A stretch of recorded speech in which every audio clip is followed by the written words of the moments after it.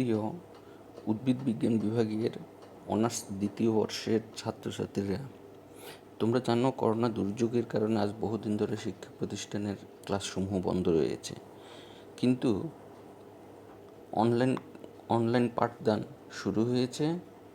তাই আজ আমি ডক্টর বকুল ভট্টাচার্য, সহকারী অধ্যাপক, উদ্ভিদ বিজ্ঞান বিভাগ, নোয়াখালী সরকারি কলেজ নোয়াখালী, তোমাদের অ্যানাটমি অ্যান্ড এমব্রায়োলজি কোর্সের একটি যে সিলেবাস প্রণয়ন করা হয়েছে, ওই সিলেবাস 1 তোমরা একটু দেখলে খেয়াল করলে দেখো বুঝতে পারবে যে সিলেবাস 1-এ রয়েছে সেল অ্যান্ড সেল ওয়াল। এর মধ্যে অন্তর্ভুক্ত রয়েছে different types of cell, chemical and physical nature, origin, structure and function of cell wall. এই কোর্সের এই প্রথম সিলেবাসটি নিয়ে আমি অনলাইন ক্লাসে উপস্থিত হয়েছি। তোমাদের আশা করছি তোমরা সবাই একটু মনোযোগ দিয়ে দেখবে। হ্যাঁ, এটাই। তাহলে শুরু করা যাক অ্যানাটমি অ্যান্ড এমব্রায়োলজি। প্রথমেই আমরা যাচ্ছি যে এই অধ্যায়ের গুরুত্বপূর্ণ কী কী প্রশ্ন রয়েছে। তোমরা জানো ক বিভাগ, খ বিভাগ, গ বিভাগ, 3 বিভাগ থেকে আমাদের কোশ্চেন আসে। ক বিভাগের জন্য গুরুত্বপূর্ণ কোশ্চেন: আদিকোষ ও প্রকৃত কোষ কী? ম্যাক্রোটিউবিউল কী? 3 দেহকোষ ও জনন কোষ কী? 4 মধ্যপদ্মা বা মিডল ল্যামেলা কী? 5 কোষ প্রাচীরের ক্ষুদ্রতম গাঠনিক একক কী? 6 কূপ কী? 7 ম্যাক্রোফাইব্রিল কী? এরপর এবং খ ও গ বিভাগের জন্য পরবর্তী কোশ্চেনগুলো দেখো। 1 কোষ কাকে বলে? বিভিন্ন প্রকার কোষের বর্ণনা দাও। কোষ প্রাচীর কাকে বলে? কোষ প্রাচীরের ভৌত ও রাসায়নিক ঘটন আলোচনা করো। কোষ প্রাচীরের সূক্ষ্ম ঘটন আলোচনা করো। কোষ প্রাচীরের কাজ লিখো। চিহ্নিত চিত্রসহ কোষ প্রাচীরের বিভিন্ন প্রকার স্থূলীকরণের বর্ণনা দাও। নেক্সট, কোষ প্রাচীরের ভৌত ও রাসায়নিক প্রকৃতি আলোচনা করো। ফ্রাগমোজোম ও ফ্রাগমোপ্লাস্টের মধ্যে পার্থক্য লিখো। এই কোশ্চেনগুলো এই সিলেবাস থেকে পড়লেই আমি আশাবাদী তোমাদের প্রশ্ন কমন পড়ে যাবে। তোমরা একটু মনোযোগ দিয়ে দেখো, যদি কোনো কোশ্চেন সমস্যা থাকে প্রশ্ন করো। আর সর্বোপরি যে কথাটা আমি বলতে চাচ্ছি, মেইন বইটা তোমরা অবশ্যই ফলো করো। মেইন বইটা ভালো করে দেখবা, প্রত্যেকটি কোশ্চেন মেইন বইতে দেওয়া আছে। তোমরা মেইন বইয়ের আলোকে অ্যান্সার করার চেষ্টা করবে। তাহলে আসা যাক কোষ কী। কেমন? কোষ হচ্ছে জীবদেহের গঠন ও কাজের একক, যা স্বনির্ভর, আত্মপ্রজননশীল এবং বৈষম্যভেদ্য ঝিল্লি দিয়ে পরিবেষ্টিত অবস্থায় নির্দিষ্ট পরিমাণ প্রোটোপ্লাজম নিয়ে গঠিত ও পূর্বতন কোষ হতে সৃষ্ট। তাহলে দেখো, এখানে প্রথমত কোষ হচ্ছে জীবদেহের গঠন ও কাজের একক। তারপর বাকিগুলো আমি তার বৈশিষ্ট্য হিসেবে আমি চিহ্নিত করতে পারি। যেমন এটা হচ্ছে স্বনির্ভর, আত্মপ্রজননশীল, এরা বৈষম্যভেদ্য ঝিল্লি দিয়ে পরিবেষ্টিত থাকে এবং প্রত্যেকটি কোষেরই নির্দিষ্ট পরিমাণ প্রোটোপ্লাজম থাকবে। এছাড়া আরেকটি কথা হচ্ছে যে প্রত্যেকটি কোষ তার পূর্বতন কোষ হতে সৃষ্টি হয়। তার মানে এখানে কোষ বিভাজনের কথাও কিন্তু ইঙ্গিত করা হয়েছে। তার মানে কি একটা কোষ থেকে আরেকটা কোষ সৃষ্টি হওয়া, কি কোষ বিভাজিত হওয়া, তাই না? এইগুলো হচ্ছে কোষের কি একক স্বতন্ত্র বৈশিষ্ট্য। খেয়াল রেখো। কোষের আবিষ্কারের ক্ষেত্রে তোমরা রবার্ট হুকের কথা শুনেছ, অ্যান্টনি ভন লিউয়েনহুকের কথা শুনেছ। তো আজকে আমি এই দুজন বিজ্ঞানীর দুটো আবিষ্কার দিয়ে তোমাদের কোষের আবিষ্কার নিয়ে আমি একটু আলোচনা করছি। ব্রিটিশ বিজ্ঞানী রবার্ট হুক 1665 সালে তিনি কী করেছিলেন জানো? একটি 30 গুণ বিবর্ধন ক্ষমতা সম্পন্ন একটি অণুবীক্ষণ যন্ত্র আবিষ্কার করেন। তো উনি আসলে রবার্ট হুক পেশায় ছিলেন একজন হোমিওপ্যাথিক ডাক্তার।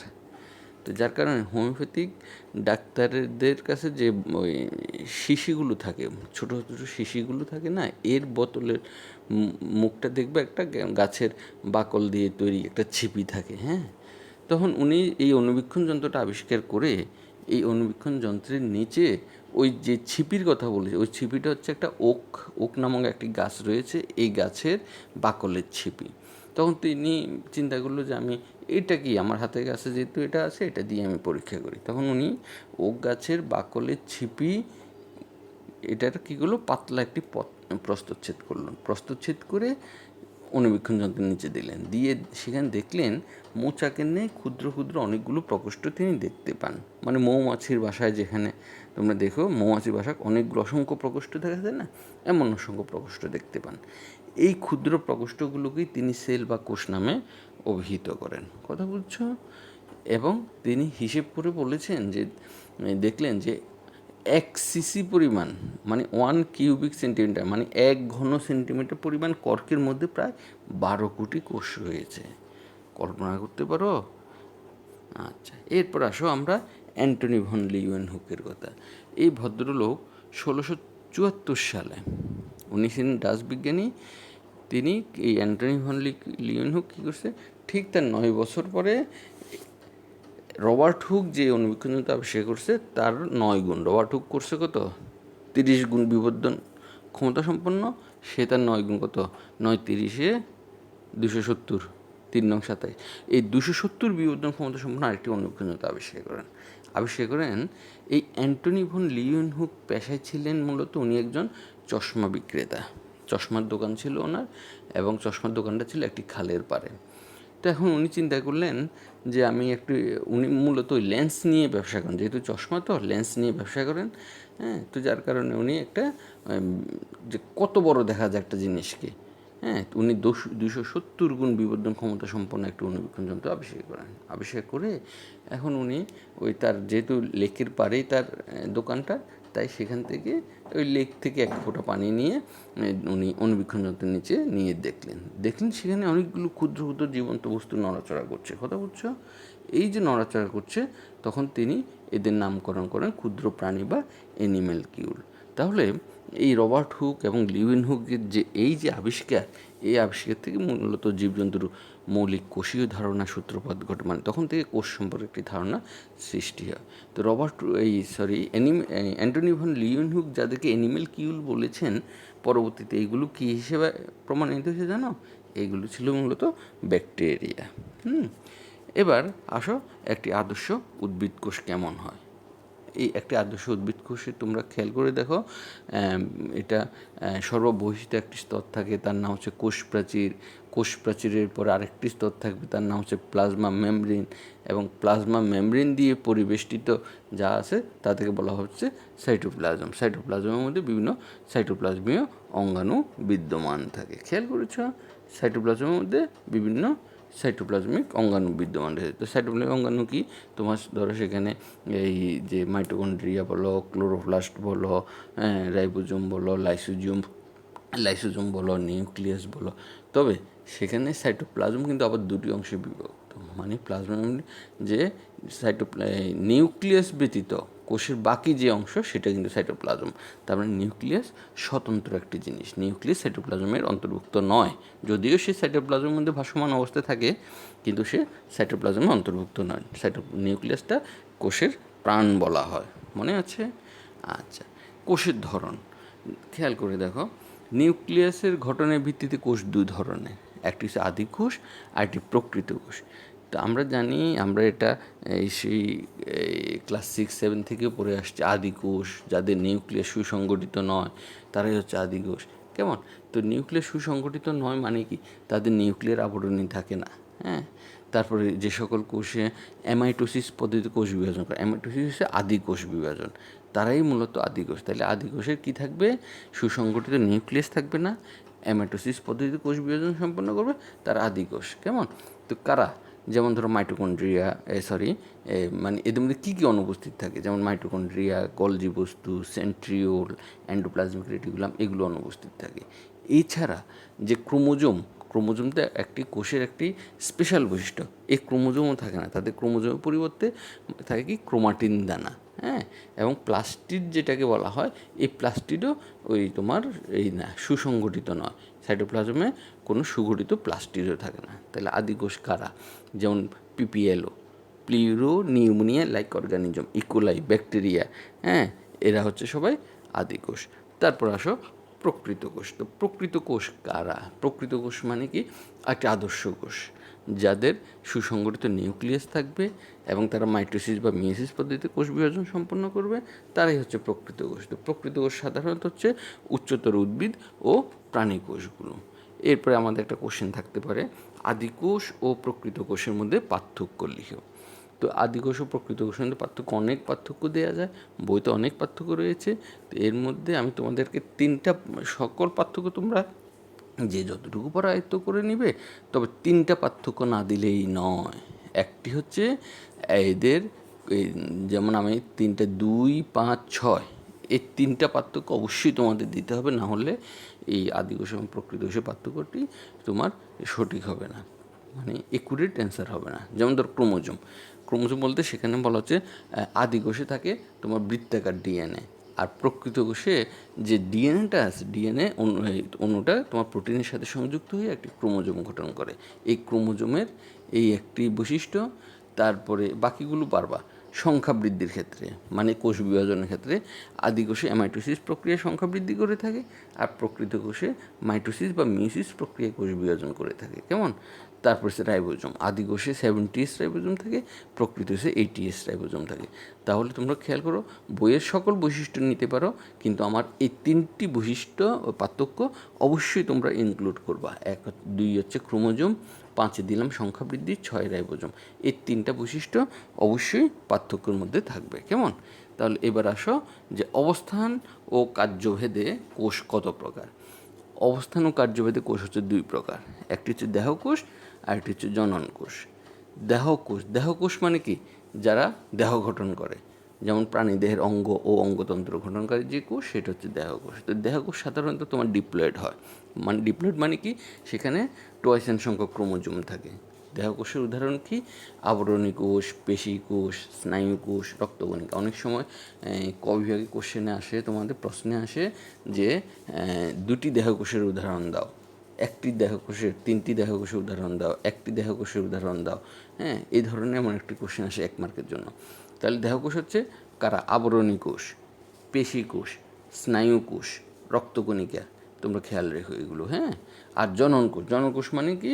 যারা মূলত যে বিভিন্ন ধরনের গ্যামেট উৎপন্ন করে, যৌন প্রজননের জন্য জননাঙ্গে মায়োসিস প্রক্রিয়ায় উৎপন্ন হ্যাপ্লয়েড সংখ্যক ক্রোমোজোম বহনকারী কোষকে। তাহলে খেয়াল করছো তোমরা যে দেহকোষ হচ্ছে ডিপ্লয়েড আর জননকোষ হচ্ছে হ্যাপ্লয়েড। জননকোষ কোনগুলো? শুক্রাণু, ডিম্বাণু, এগুলো হচ্ছে তোমার জননকোষ। কেমন? তোমরা পারলে যে এইটা দেহকোষ ও জননকোষের পার্থক্যটাও তোমরা তৈরি করে ফেলো। কেমন? হ্যাঁ, খুব সহজ। যে প্রথমে সংখ্যা দিবা, তারপর বলবা যে এরা টয়েস ডিপ্লয়েড, মানে টয়েস সংখ্যক ক্রোমোজোম বহন করে, এরা হ্যাপ্লয়েড, এরা এই সিঙ্গেল এন, হ্যাঁ, এন সংখ্যক ক্রোমোজোম বহন করে। তারপরে দেহকোষের উদাহরণ দিয়ে দিবা, জনকোষের উদাহরণ দিয়ে দিবা। এই তো 3টা বৈশিষ্ট্য হয়ে গেল। কেমন? নেক্সট আসো, কোষ প্রাচীর কী। তাহলে সর্বপ্রথমে আমাদের সিলেবাসটা ছিল সেল ওয়াল নিয়ে, কোষ প্রাচীর নিয়ে। কোষ প্রাচীর হচ্ছে উদ্ভিদ কোষের সবচেয়ে বাইরের স্তর। কেমন? তাহলে আমরা একটা উদ্ভিদ কোষে ঢুকতে হলেই তুমি ভিতর খেয়াল করো, বাহির থেকে ভেতর, যখন আমরা একটা কোষে বাহির থেকে ভেতরে প্রবেশ করব, প্রথমে আমরা পাচ্ছি কি? কোষ প্রাচীর, তারপরে পাচ্ছি প্লাজমা মেমব্রেন, তারপরে সাইটোপ্লাজম। খেয়াল করে দেখো, তার মানে কোষ প্রাচীর হচ্ছে কোষের সর্ববহিস্থ স্তর। তাহলে সংজ্ঞাটা কেমন করে লেখা একটু খেয়াল করো। উদ্ভিদ কোষে প্লাজমা মেমব্রেন বা ঝিল্লিকে ঘিরে অবস্থিত, কোষের সজীব অংশ থেকে ক্ষরিত এবং সেলুলোজ ও লিগনিন বা কাইটিনে গঠিত শক্ত, পুরু ও ছিদ্রযুক্ত জড় আবরণীকে কোষ প্রাচীর বলে। তাহলে খেয়াল করে দেখো, কোষ প্রাচীরটা প্রথমত হচ্ছে সে প্লাজমা মেমব্রেনের চারপাশে অবস্থান করবে। তারপর বলছে সে সজীব অংশ থেকে ক্ষরিত। সজীব অংশটা তাহলে কোনটা? সে প্লাজমা মেমব্রেনের চারদিকে থাকে না, তার মানে প্লাজমা মেমব্রেনটা হচ্ছে সজীব, আর কোষ প্রাচীরটা হচ্ছে নির্জীব। এটা তোমরা খেয়াল করে দেখি, সংখ্যার মধ্যে অবশ্যই আছে। এবং তার রাসায়নিক বৈশিষ্ট্যের মধ্যে সে সেলুলোজ দিয়ে গঠিত হতে পারে, লিগনিন দিয়ে গঠিত হতে পারে, কাইটিনও গঠিত হতে পারে। এবং সে তার নেচারটা কি? শক্ত হবে, পুরু হবে, ছিদ্র হবে, এবং জড় আবরণী। তাহলে কোষ প্রাচীরটা জড়, প্লাজমা মেমব্রেনটা হচ্ছে সজীব। কেমন?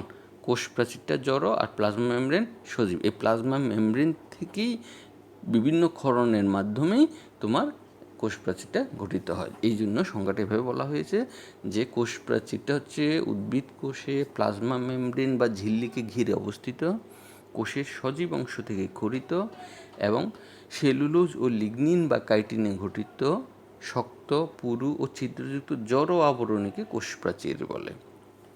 কেমন? পরাগকণা, রেণু, হ্যাঁ, গ্যামেট এগুলো ছাড়া সকল উদ্ভিদ কোষেই কোষ প্রাচীর উপস্থিত থাকে। এখন পরবর্তী প্রশ্ন, কোষ প্রাচীরের ভৌত ও রাসায়নিক ঘটন আলোচনা করো। ভৌত গঠন প্রথমে আসো। মূলত একটি বিকশিত কোষ প্রাচীর মানে একটি ম্যাচিউরড কোষ প্রাচীরকে যখন আমরা বিশ্লেষণ করি তখন তার মধ্যে আমরা 3টি স্তর দেখি। একটা হচ্ছে মধ্যপর্দা, 2 প্রাথমিক প্রাচীর, 3 সেকেন্ডারি প্রাচীর। তাহলে কী কী? মধ্যপর্দা, প্রাথমিক প্রাচীর, সেকেন্ডারি প্রাচীর। চিত্রটা একটু লক্ষ্য করো। কেমন? চিত্রে দেখো মধ্যপর্দা, মাঝখানে কালো যে এটা হচ্ছে প্রথমে ঘটিত হয় মধ্যপর্দা। মধ্যপর্দা ঘটিত হয়ে তার উপরে বিভিন্ন রাসায়নিক পদার্থ জমা হয়ে এই প্রাইমারি প্রাচীরটা ঘটিত হয়। চিত্রে খেয়াল করো, প্রাইমারি প্রাচীর মধ্যপর্দার পরে এরপরে হচ্ছে সেকেন্ডারি প্রাচীর। এই প্রাইমারি প্রাচীরের উপর আবার কিছু রাসায়নিক পদার্থ জমা হয়ে এটা সেকেন্ডারি প্রাচীর ঘটিত হয়। তবে সেকেন্ডারি প্রাচীর 3 স্তর বিশিষ্ট। তোমরা দেখো 3টা স্তর এখানে দেখা যাচ্ছে। কেমন? হ্যাঁ, এখানে পিট জোড় যেটা, এটা মূলত হচ্ছে 2টি কোষের মধ্যবর্তী ফাঁকা স্থানটা। কথা বুঝছো? উপরের দিকের ওই যেটা এটা একটা কোষের অংশ, নিচের দিকটা আরেকটা কোষ, আবার পাশে যেটা সাইডে পিট মেমব্রেন দেওয়া আছে, এটা হচ্ছে যে মূলত মাঝখানের মধ্যপর্দা যেটা, এটা হচ্ছে পিট মেমব্রেন। যখন এই এলাকাতে, এটা কূপ এলাকা বলা হয়, এই এলাকাতে শুধুমাত্র মধ্যপর্দা থাকে, আর কিছুই থাকে না। এই হচ্ছে কোষ প্রাচীরের গঠন। তোমরা এরপরে দেখো প্রত্যেকটার আমি ইন্ডিভিজুয়াল বর্ণনা দিচ্ছি। প্রথমে কে আসবে? মধ্যপর্দা। কেমন? মধ্যপর্দা বা মধ্য ল্যামেলা বা মিডল ল্যামেলা। মধ্যপর্দাটা হচ্ছে আসলে মাইটোটিক কোষ বিভাজনের টেলোফেজ পর্যায়ে এই সূচনা ঘটে, মানে মধ্যপর্দা গঠনের কাজ শুরু হয়। তো বলছে সাইটোপ্লাজম থেকে আসা ফ্রাগমোপ্লাস্ট এবং গলগি বডি থেকে আসা পেকটিন জাতীয় ভেসিকলস মিলিতভাবে মধ্যপর্দা গঠন করে। কেমন? তাহলে সাইটোপ্লাজম থেকে ফ্রাগমোপ্লাস্ট আর গলজি বডি থেকে তোমার আসবে পেকটিন জাতীয় ভেসিকলস, দুইটা একসাথে হয়ে মধ্যপর্দাটা সৃষ্টি করে। তো এই মধ্যপর্দায় প্যাকটিক অ্যাসিড বেশি থাকার কারণে এটি প্রথম দিকে জেলির মতো থাকে। কেমন? জেলির মতো থকথকে থাকে। হ্যাঁ, কিন্তু এটা যখন একটু হয়ে যায়, একটু বেশি সময় হয়ে যায়, মানে প্রথম দিকে জেলির মতো থাকবে, কিন্তু পরবর্তীতে এটা হয়ে যায় কি, তোমার শক্ত হয়ে যায়। শক্ত হয়ে গেলে তখন তোমার এটা বেশ শক্ত হয়ে যাবে। তাহলে এক কথায় কোষ প্রাচীরের যে স্তরটি পাশাপাশি 2টি কোষের মধ্যবর্তী, মানে সে পাশাপাশি 2টি কোষকে সে শক্ত করে ধরে রাখে। পাশাপাশি অবস্থিত 2টি কোষের মধ্যবর্তী সাধারণ পর্দা হিসেবে, সাধারণ মানে কমন, যা এই কোষেরও এটা একটা সাধারণ পর্দা, ওই কোষেরও একটা পর্দা। এটা হচ্ছে মধ্যপর্দা। 2টি কোষের মধ্যবর্তী যে পর্দাটা, সেটাই মধ্যপর্দা। এবং এই মধ্যপর্দা যদি বিগলিত হয়ে যায় তাহলে কি হয়? কোষ দুটি পরস্পর থেকে পৃথক হয়ে যায়। তারপরে আসো প্রাথমিক প্রাচীর। প্রাথমিক প্রাচীর হচ্ছে ইহা কোষ প্রাচীরের দ্বিতীয় স্তর। আমি বলেছিলাম যে মধ্যপর্দার উপরে সেলুলোজ, হেমিসেলুলোজ, গ্লাইকোপ্রোটিন এগুলো এসে জমা হয়ে একটি পাতলা স্তর গঠন করে। এই পাতলা স্তর হচ্ছে 1 থেকে 3 মিলিমাইক্রন পুরু। এটা হচ্ছে প্রাথমিক প্রাচীর। তাই প্রাথমিক প্রাচীরের উপর কী কী মধ্যপর্দার উপর কী কী জমা হচ্ছে? Cellulose, hemicellulose, glycoprotein. খেয়াল রেখো। সেকেন্ডারি প্রাচীর হচ্ছে আবার প্রাথমিক প্রাচীরের উপরে যায় সেলুলোজ, লিগনিন এগুলো জমা হয়ে আরেকটি শক্ত অধিকতর পুরু একটি স্তর গঠন করে। সেটা হচ্ছে 5 থেকে 10 মিলিমাইক্রনের পুরু একটি স্তর। কেমন? এটা হচ্ছে সেকেন্ডারি প্রাচীর। এই সেকেন্ডারি প্রাচীর বলেছিলাম 3 স্তর বিশিষ্ট। হ্যাঁ, খেয়াল করেছো তোমরা। এছাড়া প্রাচীরের সবচেয়ে পাতলা একটি স্তর আছে, একে কূপ এলাকা বলা হয়। পাশাপাশি অবস্থিত 2টি কোষের কূপ পরস্পর উল্টো দিকে মুখোমুখি অবস্থিত, এবং কূপ দুটির মাঝখানে কেবলমাত্র মধ্যপর্দা থাকে। এই মধ্যপর্দাটাই হচ্ছে তখন পিট মেমব্রেন বলা হয়। আর মুখোমুখি অবস্থিত কূপ দুটিকে বলা হয় কি? পিট পেয়ার। কেমন? এই হলো ভৌত গঠন। আর রাসায়নিক গঠন কিছুই নয়। আমি মধ্যপর্দা থেকে প্রাথমিক প্রাচীর, সেকেন্ডারি প্রাচীর প্রত্যেকটাতে কী কী রাসায়নিক পদার্থ জমা হয়েছে ওইগুলো দিয়ে রাসায়নিক গঠন হয়ে যাবে। খেয়াল করে দেখো রাসায়নিক গঠন কোষ প্রাচীর প্রধানত জেনারেলি সেলুলোজ নির্মিত। তবে যেমন মধ্যপর্দা থাকে কি? প্যাকটিক অ্যাসিড থাকে বেশি। এছাড়া যে অদ্রবণীয় ক্যালসিয়াম প্যাকটেট, ম্যাগনেসিয়াম প্যাকটেট লবণ থাকে, যাকে আমরা প্যাকটিন বলি। কেমন? এই মধ্যপর্দা। প্রাথমিক প্রাচীর কী যেন থাকে বলছিলাম? Cellulose, hemicellulose, glycoprotein. সেলুলোজ তো তোমরা জানো। হেমিসেলুলোজটা হচ্ছে আসলে জাইল্যান্স, অ্যারাভেন্স, গ্যালাক্টেন্স, এই 3 ধরনের। শুধু 3 ধরনের না, সাথে আরও আছে জাইলেন্স, অ্যারাভেন, গ্যালাক্টেন্স। এই বিভিন্ন ধরনের পলিস্যাকারাইড দিয়ে হেমিসেলুলোজ গঠিত। আর গ্লাইকোপ্রোটিন যেটা, সেটা কার্বোহাইড্রেট এবং প্রোটিন এবং অন্যান্য পদার্থ। গ্লাইকোপ্রোটিনে কার্বোহাইড্রেট থাকতে পারে, প্রোটিনও থাকতে পারে। কেমন? কার্বোহাইড্রেটের সাথে প্রোটিন যুক্ত হলে সেটাই হচ্ছে গ্লাইকোপ্রোটিন। কার্বোহাইড্রেট, প্রোটিন এবং অন্যান্য পদার্থ সংযুক্ত থাকে। তারপরে সেকেন্ডারি প্রাচীর। সেকেন্ডারি প্রাচীর সাধারণত লিগনিন থাকে, তবে কোনো কোনো প্রাচীরে সুবেরিন, ওয়াক্স, মোম এগুলো থাকে। হ্যাঁ, তো এইগুলো হচ্ছে আমরা বিশ্লেষণ করলে এগুলো পাচ্ছি। তবে সাধারণত একটা কোষ প্রাচীরকে যখন আমরা একেবারে সূক্ষ্মভাবে বিশ্লেষণ করি তখন একটি কোষ প্রাচীরে তোমার 40% সেলুলোজ থাকবে, 20% হেমিসেলুলোজ, 30% প্যাকটিন এবং 10% গ্লাইকোপ্রোটিন। যোগ করো 40 20 60, 60 30 90 আর 10 100, এই 100% হচ্ছে একটি কোষের রাসায়নিক গঠন। এবার আসো কোষ প্রাচীরের সূক্ষ্ম গঠন। সূক্ষ্ম গঠন মানে কি, একেবারে ডিপলি খেয়াল করলে যে কীভাবে কোষ প্রাচীরটা গঠিত হয়। যেমন ধরো কোষ প্রাচীর প্রধান উপাদান কি, সেলুলোজ না? এই যে সেলুলোজটা হচ্ছে একটি পলিস্যাকারাইড, কেমন? এবং এই সেলুলোজ তো তোমরা জানো এটা একটা গ্লুকোচিনের অসংখ্য অণু নিয়ে গঠিত। এখানে একটা 6 কার্বন বিশিষ্ট সেলুলোজটা 1 থেকে 3000 সেলুলোজ অণু নিয়ে একটি সেলুলোজ চেইন গঠিত হয়। তাহলে সেলুলোজ কত, 1 থেকে 3000 সেলুলোজ অণু নিয়ে প্রথমে একটি সেলুলোজ চেইন হবে। এমন 100টি সেলুলোজ চেইন মিলে একটি মাইসিলি গঠন করা হয়। এই মাইসিলিকে বলা হচ্ছে কোষ প্রাচীরের ক্ষুদ্রতম গাঠনিক একক। এমন প্রায় 20টি মাইসিলি একত্রিত হয়ে একটি মাইক্রোফাইব্রিল গঠন করে। এরূপ 250টি মাইক্রোফাইব্রিল মিলিতভাবে একটি ম্যাক্রোফাইব্রিল গঠন করে এবং অনেকগুলো মাইক্রোফাইব্রিল মিলিতভাবে একটি তন্তু বা ফাইবার গঠন করে। এই যে ফাইবার, এমন অসংখ্য ফাইবারের সমন্বয়ে, ফাইবার বা তন্তুর সমন্বয়ে কোষ প্রাচীর গঠিত হয়। কেমন? এই গেল কোষ প্রাচীরের সূক্ষ্ম গঠন। আসো কোষ প্রাচীরের কাজ কী? কোষ প্রাচীরের কাজ হচ্ছে যেমন ধরো কোষের নির্দিষ্ট আকৃতি রক্ষা করা, বাইরের ঘাত প্রতিঘাত হতে কোষকে রক্ষা করা, প্রয়োজনীয় শক্তি দৃঢ়তা প্রদান করা, পানি খনিজ লবণ পরিশোষণ বা পরিবহনে সহায়তা করা, কোষগুলোকে পরস্পর থেকে পৃথক করা, এগুলো হচ্ছে কোষ প্রাচীরের কাজ। লাস্টে একটা পার্থক্য তোমাদের বলি, যেমন ফ্রাগমোজোম ফ্রাগমোপ্লাস্টের মধ্যে পার্থক্য, এটা বইতেও আছে, তোমরা একটু খেয়াল করে নিও। কেমন? এই পার্থক্যটা অবশ্যই তোমরা দেখবে কোনটা ফ্রাগমোজোম ফ্রাগমোপ্লাস্ট। কী বলেছি, এটা বইতে আছে কিন্তু। যেমন নিউক্লিয় বিভাজনের পূর্বে ফ্রাগমোজোম উৎপত্তি লাভ করে আর নিউক্লিয় বিভাজনের শেষের দিকে এটা উৎপত্তি লাভ করে। ভেকুলেটেড কোষে, ভেকুলেট মানে যাদের কোষ গহ্বর রয়েছে ওই কোষে এটা ঘটিত, আর যাদের এটা ভেকুলেটেড হতে পারে, নন ভেকুলেটেড কোষ ওই কোষে ঘটিত হতে পারে। কেমন? ফ্রাগমোজোম কোষের গহ্বরে তৈরি হয় আর ফ্রাগমোপ্লাস্ট ফ্রাগমোজোমে তৈরি হয়। ফ্রাগমোজোম একটি মাধ্যম যেখানে ফ্রাগমোপ্লাস্টের বিকাশ ঘটে, আর ফ্রাগমোপ্লাস্ট একটি মাধ্যম যেখানে সেল প্লেট মানে কোষ প্লেট গঠিত হয়। এটি নিউক্লিয়ার বিভাজনের তলের সাথে ডান কোণে বিন্যাসিত থাকে আর এটি ফ্রাগমোজোমের সাথে সমান্তরালে থাকে। কেমন? হ্যাঁ, তোমরা একটু এটা দেখে নিবে আর মেন বইটা অবশ্যই পড়বে। মেন বইটার কোনো বিকল্প নেই, খেয়াল করে দেখো। তো যাই হোক, সুপ্রিয় শিক্ষার্থীরা, তো আশা করছি তোমাদের ক্লাসটি তোমাদের উপকার হবে। তো সর্বশেষে তোমাদের সুস্থতা কামনা করে আজ এখানে আমি ক্লাস শেষ করছি। পরবর্তী ক্লাসের জন্য অপেক্ষায় থেকো। তোমরা ভালো থেকো। ধন্যবাদ।